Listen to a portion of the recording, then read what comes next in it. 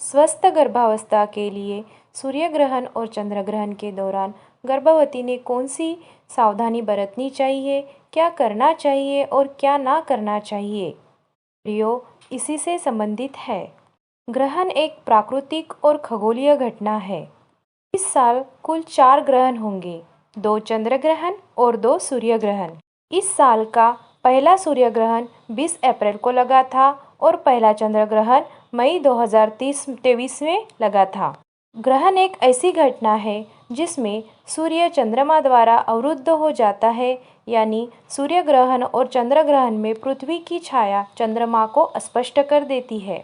सूर्य ग्रहण और चंद्र ग्रहण को लेकर कुछ मिथ्स प्रचलित है। चलिए आइए जानते हैं इसके बारे में। गर्भावस्था को लेकर भी सूर्य ग्रहण और चंद्र ग्रहण के बारे में कुछ मान्यताएं प्रचलित है। मान्यताओं के अनुसार ग्रहण को बुरा संकेत या अशुभ माना जाता है, पर जब बात प्रेग्नेंट महिलाओं की है तो ऐसा माना जाता है कि ग्रहण माँ और होने वाले बच्चे दोनों को नुकसान पहुंचा सकता है। हालांकि इसका समर्थन करने के लिए कोई वैज्ञानिक प्रमाण नहीं है।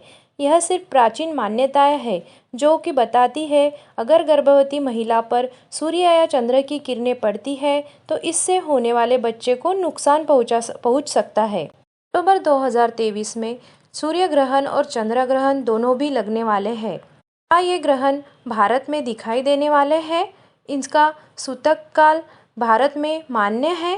गर्भावस्था के दौरान कौन सी चीज़ों का ध्यान गर्भवती महिला ने रखना है? चलिए आइए जानते इसके बारे में। सूर्य ग्रहण का दूसरा सूर्य ग्रहण 14 अक्टूबर को लगने वाला है। जब सूरज और पृथ्वी के बीच चंद्रमा आ जाता है तो सूर्य ग्रहण लगता है। 14 अक्टूबर को सूर्य ग्रहण रात्रि 8:34 से शुरू होगा और रात्रि 2:25 तक समाप्त हो जाएगा। ग्रहण भारत से नहीं दिखाई देगा। इसका सूतक काल भारत में मान्य नहीं होगा। सूतक काल क्या होता है? इसको अशुभ काल भी कहा जाता है। इसमें शुभ कार्य करना वर्जित माना जाता है। सूर्य ग्रहण लगने से 12 घंटे पहले तक सूतक काल लग जाता है। ये सूर्य ग्रहण भारत से नहीं दिखने वाला है तो इसका सूतक काल भारत में मान्य नहीं होगा। चंद्र ग्रहण 28 अक्टूबर 2023 में इस साल का दूसरा चंद्र ग्रहण लगेगा। जब चंद्रमा और सूर्य के बीच पृथ्वी आ जाती है तो चंद्र ग्रहण लगता है।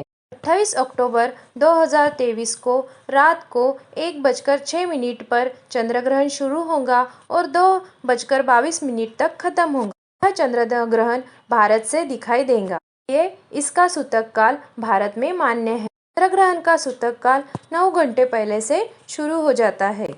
अगर आप प्रेग्नेंट हो तो इस ग्रहण के दौरान कौन सी चीज़ों का ध्यान आपने रखना है और कौन सी ऐसी मान्यता है जो बरसों से चली आ रही है लेकिन उसका कोई साइंटिफिक एविडेंस नहीं है और जिसकी आपको चिंता करने की भी कोई ज़रूरत नहीं है। ऐसी मान्यता है कि गर्भावस्था के दौरान अगर ग्रहण लगता है तो गर्भवती स्त्री ने घर से बाहर नहीं निकलना है।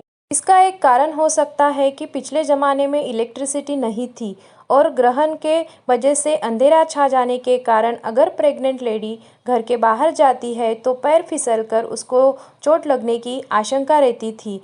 इसीलिए गर्भवती स्त्री को घर से बाहर निकलने के लिए मना किया जाता होगा। दूसरी मान्यता है कि सूर्य ग्रहण के दौरान सूर्य की तरफ ना देखें, क्योंकि ऐसा किया तो बच्चों में कोई ना कोई जन्मजात विकृति आ जाती है। ये भी एक मिथ ही है। हाँ, अगर गर्भवती स्त्री सूर्य की तरफ ग्रहण के दौरान देखती है तो उसके रेटिना में डैमेज होने के चांसेस हो सकते हैं। इसलिए नेकेड आई से सूर्य ग्रहण को नहीं देखना चाहिए।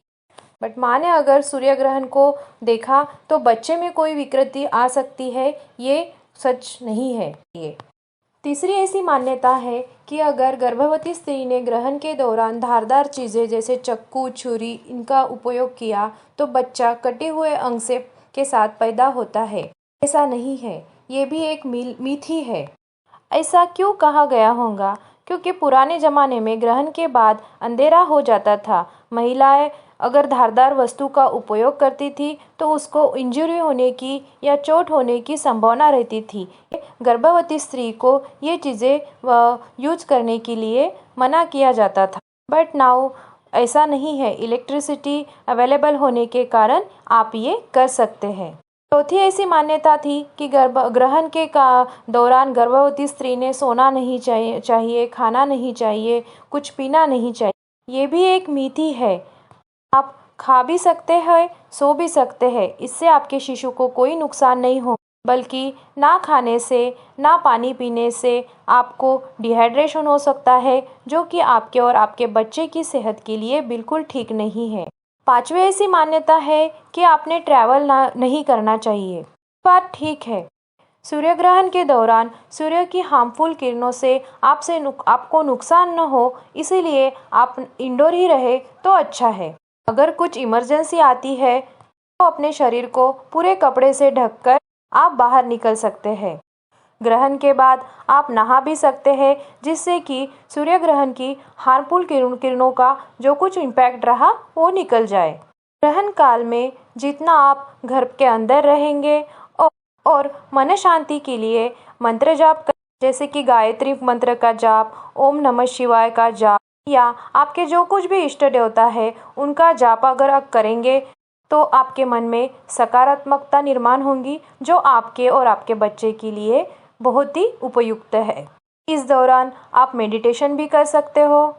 इस तरह अक्टूबर 2023 में जो चंद्र ग्रहण और सूर्य ग्रहण लगने वाला है, उसमें गर्भवती स्त्रियों ने बिल्कुल घबराना नहीं है। उसका कुछ भी बुरा असर आपके और आपके शिशु पे पड़ने वाला नहीं है। इसमें आप अच्छे से खा पी सकते हैं, घर के अंदर रहिए, मेडिटेशन करिए, मंत्रों का जाप करिए, स्वस्थ रहिए, खुश रहिए। Thank you.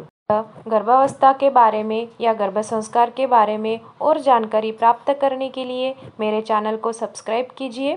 Thank you.